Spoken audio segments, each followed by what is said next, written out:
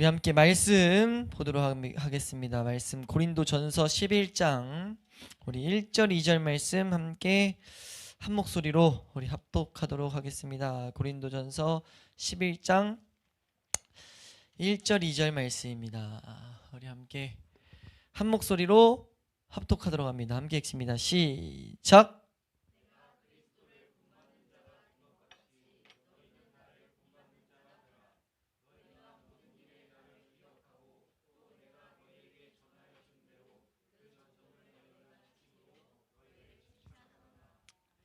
아멘.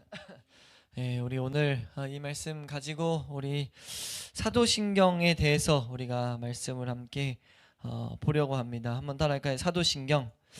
이 사도신경은 사도가 쓴 게 아니에요. 사도신경은 사도가 쓴 게 아닌데 우리가 이제 이거를 오늘은 서론으로서 이 전체적인 걸 한번 보려고 하는데 우리가 이 사도신경이 우리에게 주는 은혜가 우리 가운데 잘 새겨질 수 있도록 우리가 사모하는 마음으로 우리가 말씀 함께 보기를 소망합니다. 우리 함께 기도하고 우리 함께 말씀 보도록 하겠습니다. 살아계신 하나님, 이 시간도 우리가 하나님 앞에 서서 우리 주일을 마치게 하신 은혜 감사합니다.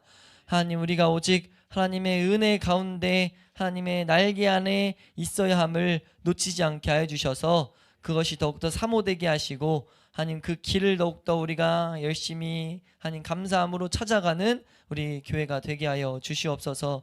하나님, 이 시간도 성령 하나님 우리의 마음과 생각을 하나님 주장하여 주셔서 하나님 말씀이 온전히 우리 마음밭에 새겨져 우리 영의 양식이 되게 하여 주시옵소서. 살아계신 예수 그리스도의 이름으로 기도드렸습니다. 아멘. 이 시대에 사도신경에 대해서 왜곡하는 인터넷 자료들도 너무 많고 그거를 전문적인 어떤 역사적인 사실을 인 것처럼 발췌해가지고 사도신경을 하는 건 잘못됐다라고 말하는 사람도 있어요. 근데 우리는 그런 사람들을 안 접한 게 참 감사한 거고, 어떻게 보면 사도신경의 능력을 모르니까 마귀가 공격할 필요가 없어서 그냥 냅뒀다 라고도 우리는 이렇게 우리를 점검하는 측면에서는 그렇게 봐도 무방할 것 같아요. 그만큼 아무튼 중요하다는 거죠. 이 사도신경이 너무나 중요한데 왜 중요하냐면요, 우리 기독교, 우리 교회, 기독교의 교회 공동체는 우리가 하나의 교회 공동체잖아요. 교회 공동체는 어떤 사람들이 모이는 거냐면, 어떤 사람이 모이죠? 네. 하나님을 찾는 사람 말고, 정확히 따지면 교회 공동체는 하나님을 믿는 사람들이 모이는 거예요. 그러니까 교회 공동체의 일원이 됐다라고 했을 때는 그 오직 유일하신 한 분인 하나님을 믿는 자들, 그 믿음으로써 살아가는 자들, 그 사람들의 모임이 교회 공동체예요. 이해되세요? 그러니까 교회 공동체의 일원이 되기까지 사실은 우리가 제대로 우리 앞으로 좀 더 세워가려 하지만 좀 많이 세워놔야 돼요, 단계를. 교회 온다고 공동체가 되는 게 아니죠. 이 시대는 그냥 교회 오면은 교회 등록하면 교인이라고 하는데, 사실 그 교회 성경 안에서 교인은 우리가 정확히 분명하는 건 에베소 말씀이든지 여러 군데 서신서에 계속 말하는 건 우리가 예수 그리스도를 통해서 우리가 거듭나고 하나님을 우리가 우리의 창조주시고 우리의 주인으로 우리의 또 아버지로 우리가 삼을 수 있는 자들, 이해되시면 아멘. 그러니까 예수 그리스도의 그 은혜를 아는 자들, 그래서 그 자들이 모여서 다 함께 한 하나님을 섬기는 자, 그래서 교회 공동체는 한 형제 자매다, 예수 그리스도 안에서 라고 말하는 거예요. 이해되세요? 그러니까 지금 이걸 말했을 때도 우리가 여러 가지 이제 좀만 깊이 생각해도 생각이 드는 게, 그럼 지금 제가 강조한 단어가 한 하나님인데, 한 하나님을 왜 강조했냐면 너무나 다른 모습으로 신앙생활을 하니까. 그러니까 각자 사람의 모양은 다를 수 있어요. 손발 지체가 다르듯이 다를 수 있는데, 여기서 다른 모양이라는 것은 하나님을, 오직 한 분인 하나님을 향해 나아가는데 나아가는 길이 다 조금씩 제각각인 모습이 이제 보인다는 거예요. 이해가 되세요? 네. 사실 이것이 이제 이 신조, 사도신경의 신경 혹은 신조라고 하는데, 이 신조가 나타나게 된 배경이라고 해요. 네? 그래서 신조는 크게 우리가 하는 신경이 있고, 신경은 고백서, 신경은 이게 문서로 남긴 거, 그리고 이제 이 신조 안에는 고백하다라는 의미가 고백하는 그런 의미가 담겨 있기 때문에 신앙 고백서라고 따로 있어요. 신앙 고백서가 따로 있고, 또 하나는 뭐가 있냐면 요리문답서가 있어요. 그러니까 아무튼 근데 신조는 우리가 이런 문서로 된 신경, 그리고 이렇게 신앙 고백서, 그리고 요리문답서 이렇게 있어서 이게 기독교 역사에 수도 없이 중요한 것들이 많이 세워졌어요. 이건 한번 좀 귀에 익어놓으면 좋아서 이건 제가 이게 듣고 지나가시면 돼요. 신경에는 큰 신경이 우리가 아는 사도신경, 니케아 신경, 나타니우스 신경 이게 있어요. 나타나시우스 신경 이것이 있고 중요한 신경 중에 하나예요. 우리가 지나가다가 앞으로 이런 공부를 더 할 거기 때문에 또 신앙고백서에는 프랑스 신앙고백서, 스코틀랜드 신앙고백서, 벨기에 신앙고백서, 제1 스위스 신앙고백서, 제2 스위스 신앙고백서, 그리고 우리가 잘 아는 웨스트민스터 신앙고백서 이것들이 종합돼서 지금 우리에게 주어진 웨스트민스터 신앙고백서가 있고 요리문답서에는 제네바 교회 요리문답 이것이 이제 제일 먼저 나오고 1542년 나오고 하이델베르크 요리문답 이것이 나오고 이것들을 토대로 이제 웨스트민스터 대소요리문답이 우리에게 주어졌어요. 그래서 이것이 우리 장로교를 세우는 근간이 됐거든요. 이런 것들 우리가 공부 안 하는 게 이게 심각한 문제인 것을 제가 이번에 공부하면서 좀 알게 됐어요. 그래서 한 번이라도 들어보시라고 지금 읽어드린 거예요. 이해가 되세요? 우리 앞으로도 이걸 이제 요리문답서를 계속 우린 공부할 텐데 지금 이런 것들은 신앙 고백의 요약본이라고 봐도 무방하거든요. 왜 이것을 계속 이렇게 기록으로 남기고 이렇게 문답서로 만들었을까?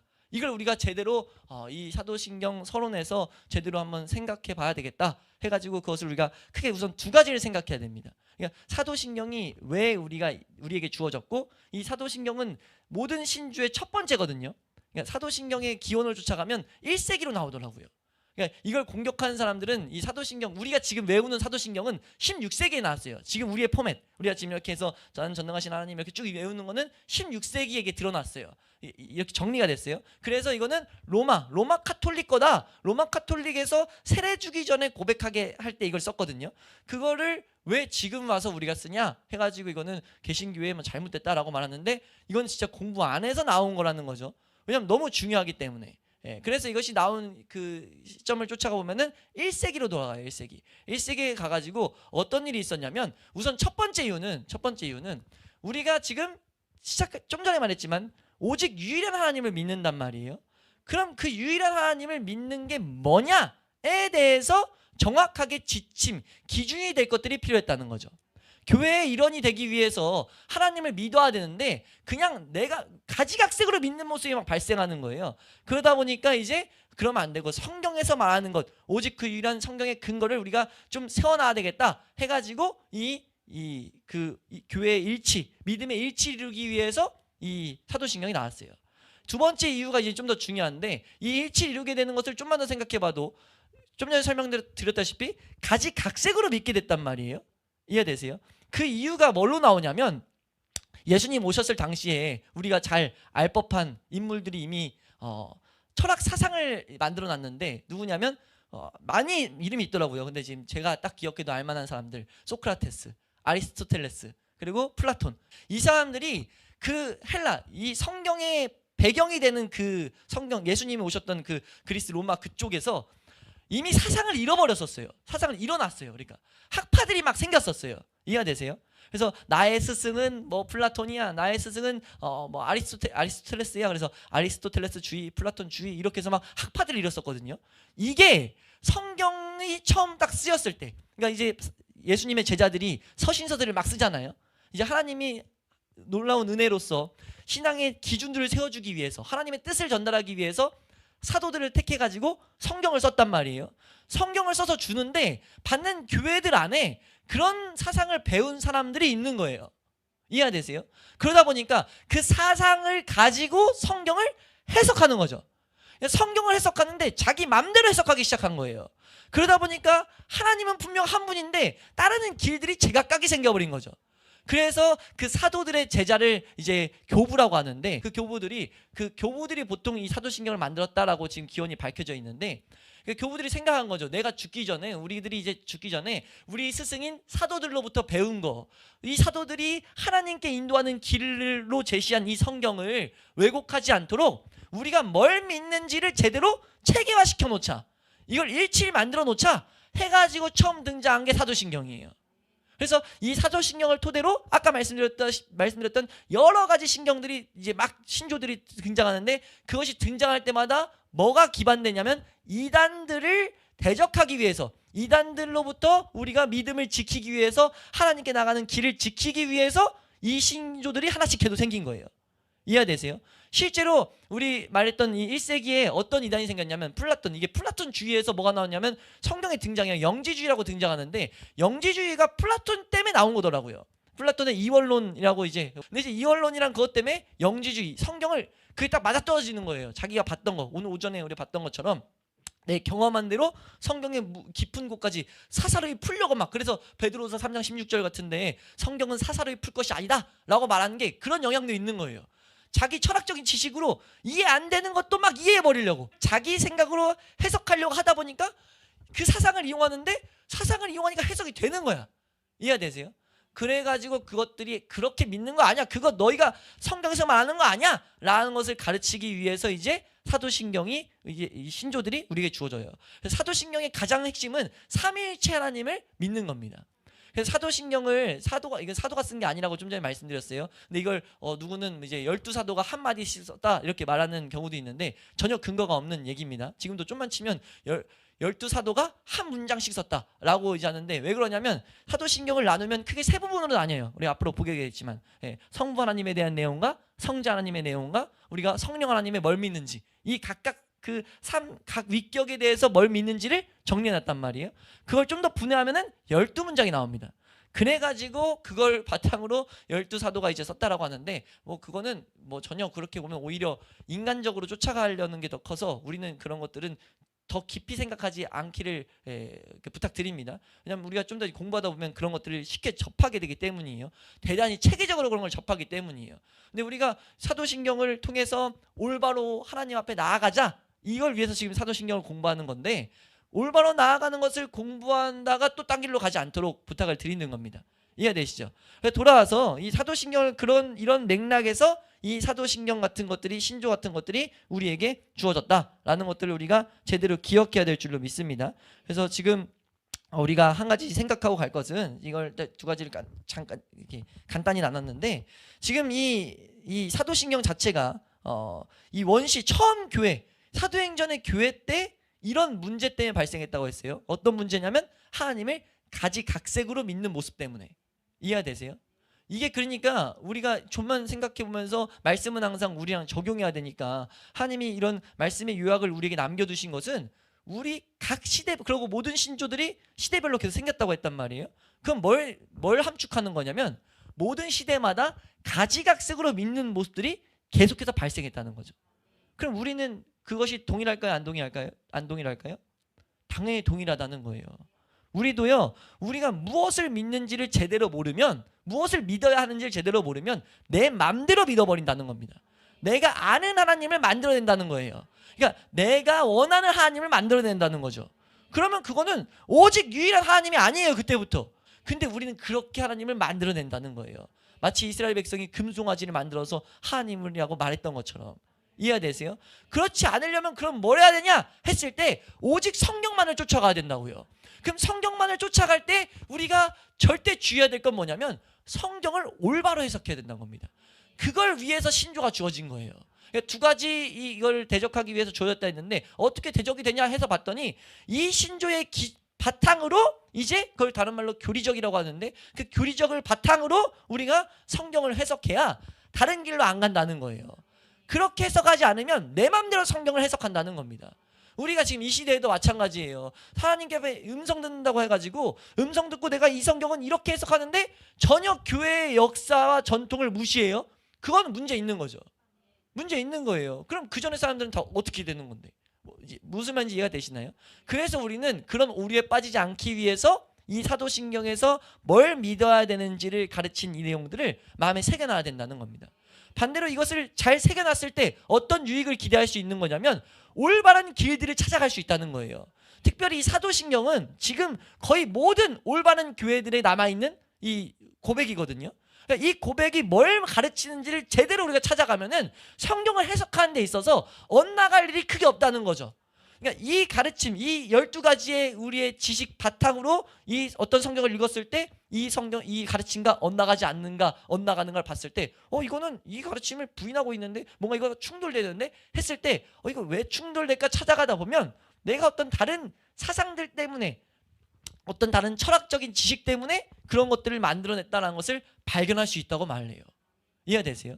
네, 우리가 아까 시작할 때 철학 얘기를 했는데, 좀 전에 철학 얘기를 했는데, 그래서 어떤 목사님은 철학이 모든 이단의 시초라고 이게 그 바탕이 된다고 말하더라고요. 대단히 공부를 해봐야 되겠다는 생각이 들어요. 그러니까 철학을 공부하면 이단과 싸울 수 있대요. 근데 반대로 그래서 뭘 알아야 되냐면, 이 시대 저도 그런 걸 경험할 수 있는데, 제가 20살 때 목회 잘하려면 철학 같은 거, 그때 교회를 휩쓸었던 하나의 가치관이에요.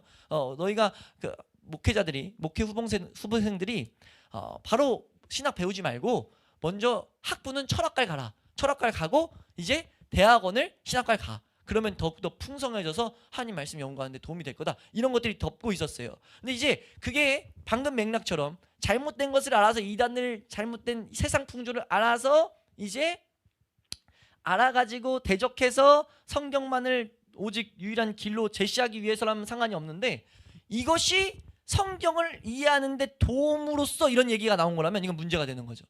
근데 지금 제가 좀 전에 설명드렸다시피 이 어떤 뉘앙스로 나온 거겠어요? 지금 이 한국교회 덮었던 게 두 번째 뉘앙스로 덮었던 거예요. 왜냐하면 먼저 공부하는 게 학부인데, 학부 때 철학을 배우고 대학원 때 이걸 신학을 배우면 철학적인 게 바탕이 쌓인, 우리가 들어온 것을 사용할 수밖에 없는데, 그걸 가지고 성경을 봐버리면 내가 하나님들을 만들어낼 수 있다는 거죠. 우리가 그런 오류에 빠지지 않는 교회 될 수 있길 축원합니다. 이런 오류와 싸우는 이유가 뭡니까? 우리 하나님은 유일한 하나님임을 믿고 그 하나님과 동행할 때 우리의 삶에 참된 만족과 참된 은혜가 있음을 우린 믿기 때문이에요. 그 하나님으로부터 모든 위로와 모든 힘이 공급되는 것을 믿기 때문입니다. 그 하나님으로부터 벗어나기 싫기 때문이에요. 그래서 그런 은혜를 갈망하는 자는 이 길들을 우리가 사모함으로 배워야 될 줄로 믿습니다. 우리에게 이렇게 남겨줬다면, 지금 몇 년이에요? 벌써 2000년, 2023년 이상이 흐른 거잖아요. 그 당시 1세기 2000년 정도가 흐른 거죠. 그 정도가 흘러서까지 지금 우리에게 이 틀이 주어져 있는데, 우리가 그래서 앞으로 이 사도신경의 내용들을 이렇게 하나씩 공부하면서 우리가 이것들을 통해 가지고 성경을 볼 때 우리가 잘못된 길로 가지 않는 그런 능력이 우리 가운데 생길 수 있기를 소망합니다. 몇 가지 이것들에 대한 이제 많은 목회자들에 대한, 많은 신학자들에 대한 얘기를 좀만 해드리면요, 토마스 아퀴나스라는 좀 유명한 사람이 있어요. 신학 공부하면 무조건 등장한 사람인데, 그 사람이 지금 인간의 구원을 위해서 필요한 지식이 세 가지라고 말하는데, 세 가지, 그러니까 인간이 구원받기 위해서 세 가지가 필요한데, 첫 번째는 무엇을 믿어야 하는가, 그리고 무엇을 소원해야 되는가, 무엇을 행해야 되는가에 대한 지식이 있어야 된다고 가르쳐요. 그것 있으면 우리가 올바른 구원을 향해 나갈 수 있다, 이 죄악 가득한 세상에서 라고 말하는데, 첫 번째 질문인 무엇을 믿어야 하는가에 대한 답변으로 이 토마스 아퀴나스는 사도신경에 대해서 믿으면 된다. 무엇을 바라야 되는가, 주기도문에 있는 것들이 우리 소원이 되면 된다. 우리가 무엇을 행해야 되는가, 십계명이 우리의 소원이 되면 된다 라고 가르쳐요. 제가 사도신경을 공부하다 보니까 이 세 가지가 계속 등장합니다. 그러니까 교회의 일원은 이 세 가지에 대한 내용을 제대로 아는 자가 교회의 일원이에요. 그러니까 우리가 무엇을 행하는가가 됐을 때는 무조건 십계명이 등장하더라고요. 그래서 개혁교회는요, 우리 지금 개혁교회를 이렇게 지향하는데, 개혁교회의 주된 의미는 항상 개혁되는 교회예요. 근데 개혁교회가 많은 모습을 띠고 있는 것 중에 하나가, 시작할 때 십계명을 외우고 가는 교회들도 되게 많더라고요. 왜냐하면 십계명을 외우면서 우리의 죄악들을 그냥 찌르는 거예요. 계속 우리가 이런 몸부림을 치는 이유가 무엇이라고요? 하나님을 올바로 따르는 것은 정말 힘들기 때문이에요. 정말 힘들잖아요, 우리 시대가. 유튜브만 보면 지금 수도 없이 진짜 희귀한 사람들이 나타나고, 그 사람들을 많은 대형교회 목사님들이 지지해요. 그러니까 분명히 저는 공부하다 보니까 이건 길이 아닌데, 이건 갈라디아서에서 하지 말라고 하는 건데, 근데 그 길을 많은 목회자들이, 그리고 또 많은 크리스찬들이, 영향력 있는 크리스찬들이 거기에 지지하고 함께 한단 말이에요. 우린 그런 것들을 경험하는, 우리의 살에 맞닿아 있는 시대를 살아가고 있어요. 어떻게 분별할 거냐고요. 어떻게 그 가운데 우리가 이 세상 가운데 하나님을 계속 보며 살아갈 거냐고요. 오직 말씀밖에 없는 줄로 믿습니다. 근데 비극은요, 그 사람들도 말씀을 가르쳐요. 그래서 이게 비극이라고요. 그 사람들이 말씀을 가르친다고요. 좀 극단적으로 신천지도 말씀을 가르쳐요. 구원받도 말씀을 가르쳐요. 우리 재치를 안 시켜도 말씀을 가르쳐요. 그러니까 이 말씀을 가르치는데, 이 인식이, 바탕이, 토대가 뭐냐에 따라서 그런 문제가 발생된다는 거예요. 그래서 나온 게 사도신조라는 거예요. 이 신조의 바탕과 다르면 이거 다른 거야. 이 구분을 지을 수 있어야 돼 라고 말한다는 거죠. 우리가 진짜 이것이 더욱더 항상 필요한 시대지만 우리에게 항상 필요한 무기임을 우리가 잊지 않아서 이거에 대한 사모함을 우리가 더욱더 품을 수 있기를 소망합니다. 그러니까 기초 중에 기초라는 거죠 이거는. 근데 그걸 제가 보면서 이거 안 배웠는데, 나도 지금 처음 배웠는데, 안 가르치는 시대가 된 거예요. 안 배우는 시대가 된 거예요. 이게 심각한 걸 우리가 알아야 됩니다. 이거 그러니까 사도신경은 다른 말로 해서 요약을 다시 말하면 믿음의 요약이에요. 성경에서 뭘 믿어야 되는가? 그게 사도신경이에요. 사도들의 가르침, 성경에 있는 가르침을 요약해서 난 이것을 믿습니다. 나의 믿음의 고백입니다. 이것이 사도신경이라고요. 삼위일체 하나님의 이런 모습들을 믿습니다 라고 고백하는 거예요. 근데 그게 뭔지도 모르면서 믿는데요. 그게 말이 되는 거예요? 우리 지금 신앙생활 하잖아요. 다 믿음생활 한다고 하잖아요. 우리 교회가 믿음생활들 다 한다고 하잖아요. 근데 뭘 믿는지 몰라요. 그럼 뭘 믿는 거예요? 그럼 뭘 믿는 거냐고요. 그게 지금 교회 내에서 계속 경계하는 다른 이단으로 빠지는 시발점에 놓여 있다는 거죠. 당장은 구분이 안 될지 몰라요. 근데 열매가 분명히 자기가 만든 하나님을 낳을 거라는 거예요. 그건 오직 유일한 하나님이 아니라 자기가 만든 하나님을 내가 세워놓고 우리 마음 가운데 우리의 삶 가운데 내가 혼자 금송아지 세워놓고 이게 나의 하나님이야 라고 이렇게 믿으면서 쫓아가면서 옆에서 그거 아니야 성경과 달라 라고 말하면 네가 뭘 알아? 하나님도 모르는 거지, 기도도 안 한 거지, 자기가 믿는 하나님 어떤 그것이 세우게 된 그 고집으로 안 받아버리는 거죠. 이해되세요? 그래서 우리가 기초를 잘 쌓아야 되는 거예요. 이거 못하면 우리 갈수록 잘할 때쯤에 무너집니다. 하나님이 우리 가운데 은혜를 주시면 주실수록 하나님의 위대하심을 경험할 거라고요. 그 경험한 하나님을 내가 이 하나님을 어떻게 믿게 됐나를 근원을 내가 배우지 않아놓고 세워놓지 않으면 분명하게 만든다는 거예요. 이게 그러니까 무서운 일이죠. 이게 철학적인 내용이거든요. 나라는 철학. 그런 오류에 우리가 빠지지 않기 위해서 이 시점에서 교회가 세워지는 이 시점에서 이걸 배우게 하시는 하나님 앞에 우리가 감사로 산모함으로 배우는 우리의 모습 될 수 있기를 소망합니다.